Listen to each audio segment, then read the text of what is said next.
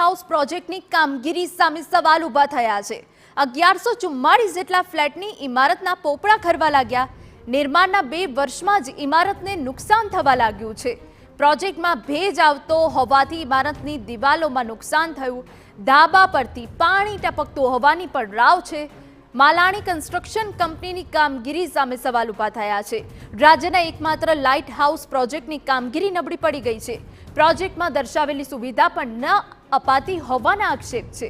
5 વર્ષના મેન્ટેનન્સની જવાબદારી છતાં કામગીરી નહીં કર્યાનો આક્ષેપ થયો છે।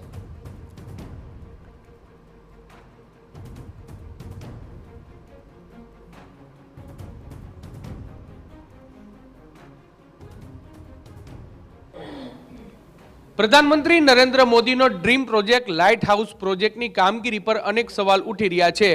2 વર્ષ પહેલા જર્મન ટેકનોલોજીથી તૈયાર કરવામાં આવેલા 1144 જેટલા ફ્લેટનું લોકાર્પણ કરવામાં આવ્યું હતું। જો કે હવે આ ફ્લેટ છે તેની કામગીરી પર અનેક સવાલ ઉઠી રહ્યા છે। આપને હું દ્રશ્યો બતાવવા માંગીશ કે આ પ્રધાનમંત્રી જે લાઇટ હાઉસ પ્રોજેક્ટ છે તેના આ દ્રશ્યો છે કે જ્યાં જે ફ્લેટ ધારકો છે તે અત્યારે કામગીરી સામે અનેક સવાલો છે તે ઉઠાવી રહ્યા છે, કારણ કે સ્થિતિ જે પ્રકારની છે।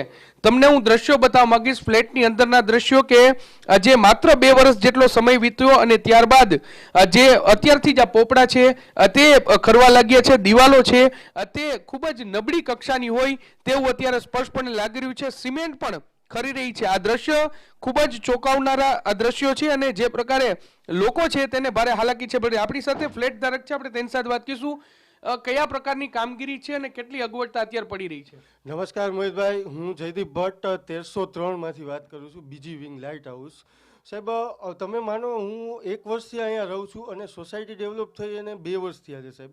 અત્યાર સુધીમાં અમે લગભગ વારંવાર મારે એક ચોમાસું પણ અહીં ત્યાં વીતેલું છે। ચોમાસાની હું વાત કરું ને તો સાહેબ અમારે રાત્રે સૂવું કે પાણી ઉતારવું, મેઇન પ્રશ્ન એ આવે છે, બરોબર, કે બાથરૂમની અંદર જે છે ને એ કોઈ પણ જાતનું વાટા લાદી આખી હલે છે, લાદી તૂટેલી આવેલી છે, બરોબર। ત્યારબાદ તમે બાથરૂમનો ભેદ તો તમે જોયો કે જે દિવાલમાં ઉઠી આવ્યો છે। એમને હિસાબે સાહેબ છે ને મારે અને અમે 9 દંપતી બંને રહીએ છીએ કે અમે 5 મહિનાથી આ શરદીનો ભોગ છીએ સાહેબ। તો બીમારીનું કારણ આ છે સાહેબ, ભેદ નહીં, બરોબર। અને માલાણી કન્સ્ટ્રક્શનમાં વારંવાર રજૂઆત કરતા માલાણી કન્સ્ટ્રક્શનમાંથી એ રીતે આન્સર મળતો। એમના બિપિનભાઈ માલાણી અત્યારે સુપરવાઇઝર કે કોઈ બી XYZ હોય, એમની સાથે કોર્ડિનેટ થતા એ ભાઈએ એ રીતે વાત કરી કે માણસ નથી, દિવાળી પછી માણસ થશે। દિવાળી પછી અમે વારંવાર 20 કોલ કરતા એ ઉપાડતા નથી, ફોન નથી ઉપાડતા। એકવાર ઉપાડ્યો તો એમ કહે છે કે અમે રૂબરૂ આવીએ છીએ, બરોબર। તો આ કોઈ શંકાનું સમાધાન નથી। બીજી કઈ અગવડતા હોય છે? બીજી ઘણી પણ અગવડતા છે। મારે બાલ્કની આખી હલે છે સાહેબ, મેં આપને બતાવી સાહેબ।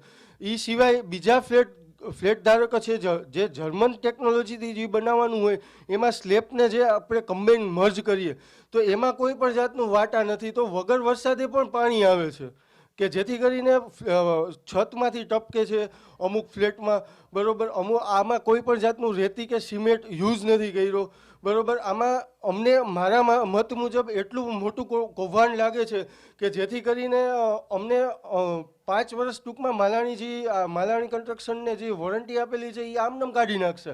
એટલે જે કન્સ્ટ્રક્શન છે તે ખૂબ જ હલકી ગુણવત્તાનું હોવાનો દાવો છે તે કરવામાં આવ્યો છે અને જે ભેજ છે તે પડી રહ્યો છે। બીજા પણ કેટલાક જે ફ્લેટ ધારકો છે આપણે તેની સાથે પણ વાત કરવાનો પ્રયત્ન કરશું। માસી, શું કહેશો, કેટલી મુશ્કેલી અત્યારે પડે તમને? તો બહુ મુશ્કેલી ચોમાસામાં પડી છે। ઓછામાં ઓછી ચોમાસા વરસાદ આવે ને તો 20 થી 25 ડોલું પાણી ઉપરથી પાણી એટલું પડે છે કે ઉપાડીને અમે કોઈ 2 છીએ સિનિયર સિટીઝન, અમારાથી બહુ કેટલું કામ કરીએ અમે। બા, તમે શું કહેશો? અમારે હોલની બારીમાંથી પાણી પડે છે, સીધું હોલમાં આવે છે પાણી, 2 રૂમમાંથી પાણી પડે છે, 2 રૂમમાં એમ। મોંઘું ફર્નિચર એ બનાવ્યું હોય ને આ પ્રકારનું નબળું બાંધકામ, કેવું કહેશો? અમારે તો ફર્નિચર અમે 6 લાખનું કરાવ્યું છે, જોઈ જાવ તમે ફર્નિચર અમારું એમ। પછી આ પાણી પડે તો અમારે પીઓપી બધું ટરી જાય ને એમ, ઉપર છતમાંથી પાણી પડે તો એમ।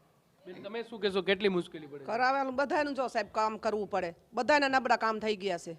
તીડું પડી ગઈ છે સામે હોરી, બાથરૂમમાંથી રૂમમાં તીડું પડી, જોઈ જાવ આવીને। એમને એક સામાન્ય માણસ માટે, ગરીબ અને મધ્યમ વર્ગ પરિવાર માટે ઘરનું ઘર એક સ્વપ્ન હોય છે અને એટલા માટે જ જે પ્રધાનમંત્રી આવાસ યોજના થકી લોકોને સારું ઘર મળે તે પ્રકારની વ્યવસ્થા છે તે સરકાર દ્વારા કરવામાં આવતી હોય છે, પરંતુ કોન્ટ્રાક્ટરોની મેલી મુરાદના કારણે, વધુ નફો કમાવાની લાહીને કારણે ક્યાંક લોકો સાથે ક્યાંક છેતરપિંડી થતી હોય તેવું અત્યારે સ્પષ્ટપણે લાગી રહ્યું છે. સમાચાર અમદાવાદમાંથી.